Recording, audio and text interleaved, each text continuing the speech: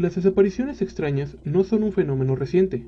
De hecho, parece ser que desde que la humanidad comenzó a rondar por la Tierra, con ellas las desapariciones misteriosas también llegaron. Y es que, ¿cómo explicar qué pasó con alguien que desapareció prácticamente frente a ti? O más misterioso aún, ¿por qué tomarías los botes salvavidas y abandonarías un barco que no se está hundiendo y que tiene comida y agua? O bien, ¿cómo desaparecen 5 hombres fuertes y jóvenes de un faro en perfectas condiciones? Todo esto lo conoceremos con tantos detalles como podamos. Y sin más, bienvenidos a nuestro video de hoy. 3 desapariciones misteriosas. La primera desaparición que trataremos será la del Mari Celeste. Se trata de un velero con el meloso nombre que tenía 12 años cuando fue entregado al capitán Benjamin Brinks el 5 de noviembre de 1872.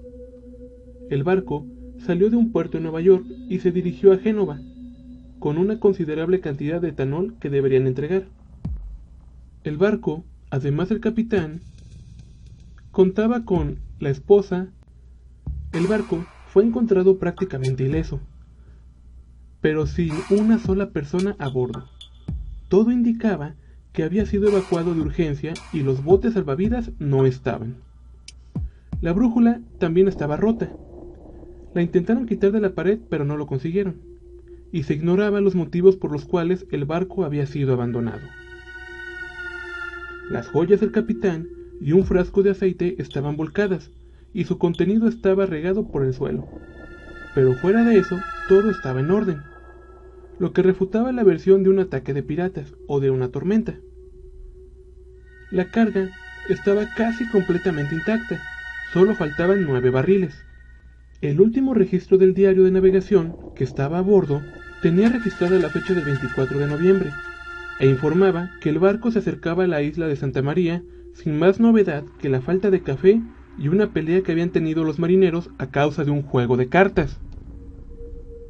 La versión más plausible del incidente fue expresada por un pariente lejano de Brinks. Sugirió que el alcohol se empaquetó sin haber sido bien sellado, por lo que se estaba evaporando lentamente, cosa que provocó una microexplosión en la bodega por una chispa accidental. Temiendo otra explosión más violenta, el capitán evacuó a la tripulación urgentemente, atando el bote salvavidas al Mari Celeste con el aparejo de una de las velas. Pero cuando se levantó el viento, el barco se sacudió hacia adelante y el aparejo atado al bote lleno de gente se estiró y se rompió. Tal vez luego el bote haya sido volcado por una ola, ocasionando la muerte de todos los pasajeros. Sin embargo, el barco no tenía restos de alguna explosión, tampoco se dio con el bote salvavidas, algún cuerpo o siquiera alguna evidencia que confirmara esta teoría. La desaparición de los fareros. El faro, ubicado en la isla escocesa de Eilean Mor, es famoso por la misteriosa historia de la desaparición de 3 hombres. El caso sucedió en el año 1900, cuando el jefe de los guardas, Joseph Moore, se despidió de sus subordinados y se dirigió a la estación costera. El 5 de diciembre, el primer asistente de farero, Thomas Marshall, el segundo asistente, James Ducat, y el asistente Donald MacArthur se quedaron solos en la isla. 10 días después, a la estación de Branscombe llegó un aviso del comandante del barco de vapor, Astor. Los marineros informaron que, violando todas las instrucciones, la luz del faro no estaba encendida. Sin embargo, ya sea por descuido o debido al mal clima, nadie fue a la isla para comprobar si todo estaba en orden. Joseph Moore navegó a la isla el 26 de diciembre, después de una fuerte tormenta, pero no encontró a nadie en el faro. Allí, las puertas y ventanas estaban cerradas. Los impermeables encerados de los cuidadores colgaban en su interior. Las lámparas se encontraban cargadas y listas para usar. Además, todos los relojes se habían detenido. Lo único que perturbaba la imagen del orden general del lugar era la mesa del comedor volcada. Los hombres no estaban por ningún lado, pero Moore sabía que sus subordinados no podían haber abandonado el faro al mismo tiempo, ya que eso estaba categóricamente prohibido por las instrucciones. Y los desaparecidos eran personas experimentadas, responsables y fuertes. Durante la investigación de esta desaparición, la pequeña isla fue rastrillada metro por metro, pero los restos de Marshall, Ducat y MacArthur jamás se encontraron. El caso originó las conjeturas más increíbles. Fueron acusados de las desapariciones los espíritus malignos, los alienígenas y hasta aves fantásticas.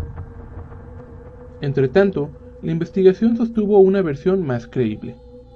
Se piensa que, previniendo el mal tiempo, los hombres fueron al acantilado para asegurar el equipo, pero fueron arrastrados por una repentina ola, algo que ya se había observado en el pasado.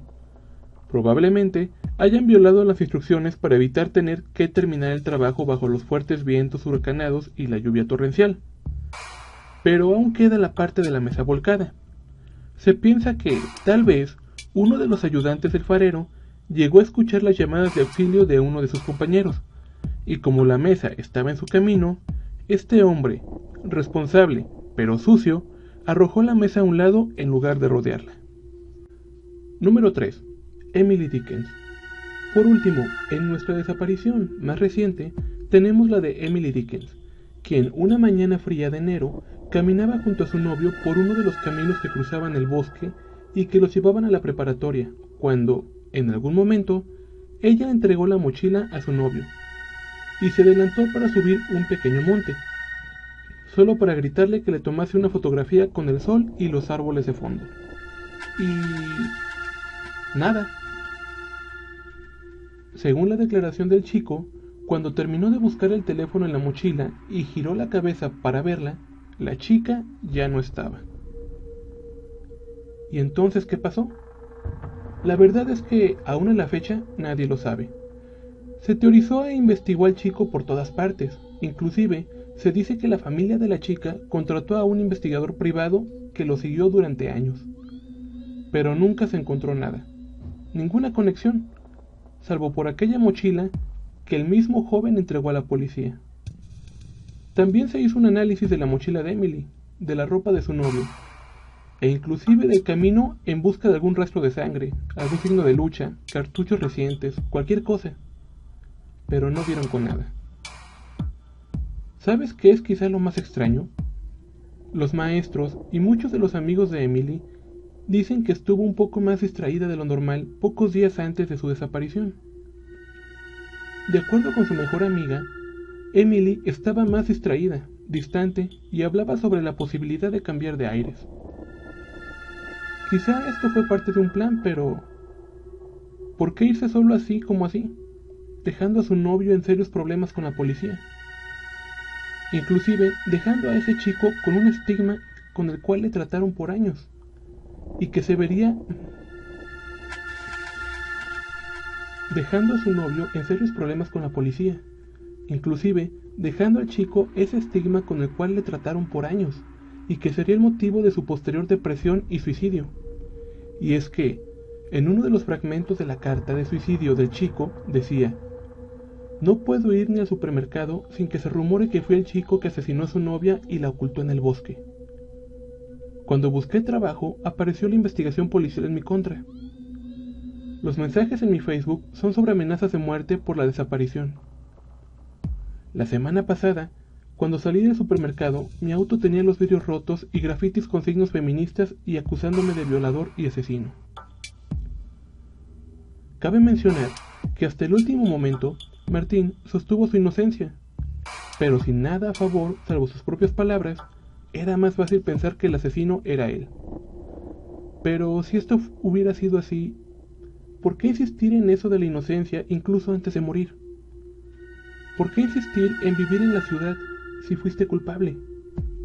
Y tal vez lo más importante, ¿qué fue de Emily? Y esto ha sido todo por hoy. Si te gustó, por favor, regálanos un like, suscríbete. Yo soy Roland y esto ha sido Raven World. Hasta la próxima.